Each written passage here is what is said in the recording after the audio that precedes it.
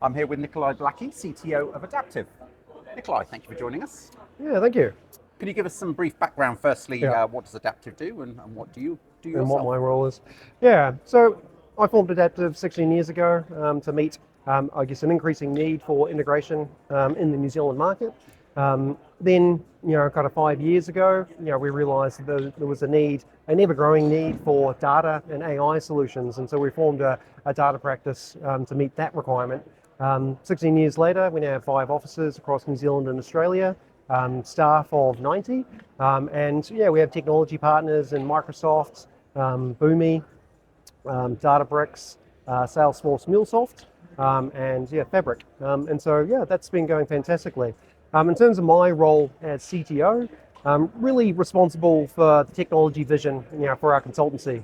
Who are our technology partners? Who are we working with? I guess the other part is brand ambassador. Events like today, public speaking, really getting out there, repping, the Adaptiv brand, and selling into the market.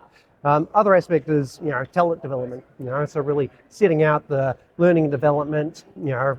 Obviously with the advent of AI, our integration and data engineers aren't fluent in AI, and so putting together curriculums to help skill everybody, train them up on the effective use of AI. And then I think finally it's really setting out the innovation. So looking to the future. What are the trends? And I think a good example of that is pivoting from integration into data and AI. Had we just stuck with integration, which is still a massive part of our business, we really wouldn't have been as well placed, to embrace the AI, kind of revolution that we're in the midst of right now. Great stuff. Thank you very much. Nikolai, you presented earlier today alongside Southern Cross Healthcare. What are some of the challenges and opportunities relating to the advent of Agentic AI that arise for healthcare sector organisations in particular, and how can Adaptiv help them? Yeah, so I think for Southern Cross, they have a lot of heritage systems. They have been around for a long time, and they've really accumulated a lot of systems that have integration challenges. And so if you want to really unleash the power of Agentic AI, you need to be able to connect into these legacy systems, and this is where Adaptiv is really well placed with our integration tools to be able to connect to these heritage systems, expose them as MCP endpoints, so that Agentic AI can securely connect to those endpoints, and we can do kind of headless systems where you don't necessarily need a mobile app or a web portal. You can use your AI agent of choice or Teams or Slack to interact in natural language with your backend systems. So that's how we're going to be helping Southern Cross and many other New Zealand and Australian businesses. What will be the next developments in the story of enterprise AI, and how is Adaptiv evolving accordingly? Yeah, so where I see enterprise AI heading is that right now people are comfortable with using public providers like Anthropic and ChatGPT as they experiment with AI and enable their workforces with AI tools.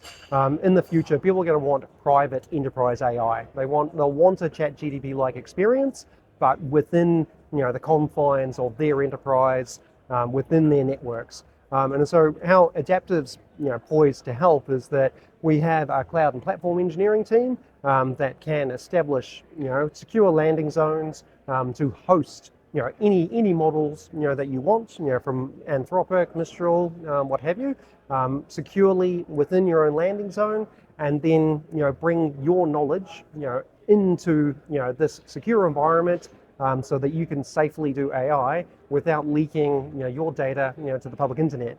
And so we're doing this with a few organisations, but I think it's going to become a demand going forward.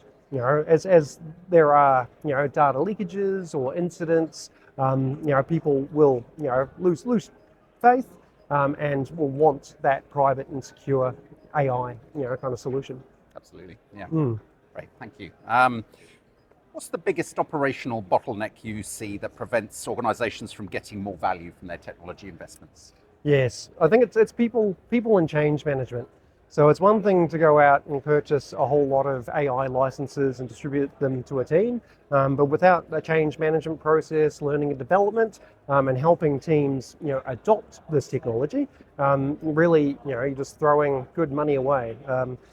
I have seen examples in my own organization of assigning people licenses and watching them not even activate them.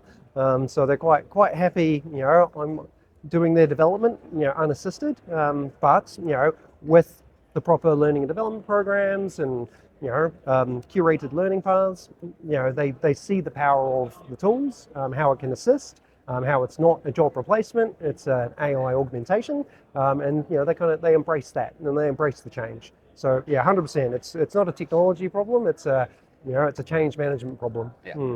I think that's been echoed all event long. Yeah, fantastic. That was great. Thank you very much indeed, Nikolai. Yeah, thank you. Very good. Thanks for the opportunity. No worries at all.